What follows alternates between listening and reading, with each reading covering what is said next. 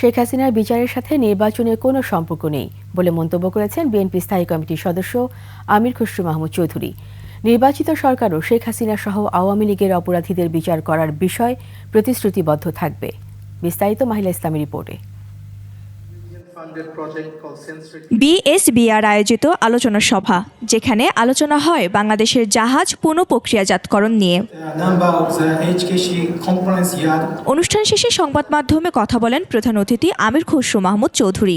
বলেন, শেখ হাসিনার বিচারের আগে নির্বাচন হবে না এমন কথা গ্রহণযোগ্য নয়। সরকার পরিবর্তনের সাথে বিচারিক প্রক্রিয়ার তো কোনো সম্পর্ক নেই। বিচারিক প্রক্রিয়া হচ্ছে, আমরা আইনের শাসনে যদি বিশ্বাস করি, বিচারিক প্রক্রিয়া চলতে আছে এবং চলবে। সেটা শেখ হাসিনার শাস্তি এখনও হবে, তখনও হবে, তারপরেও হবে। শেখ হাসিনার যতগুলো মামলা আছে, এগুলো তো অনেকগুলো মামলা আছে, এবং এগুলো বিচারিক প্রক্রিয়ার মাধ্যমে একটার পর একটা সমাধান হতেই থাকবে। সুতরাং বিচারিক প্রক্রিয়ার সাথে নির্বাচনের কোনো সম্পর্ক নেই।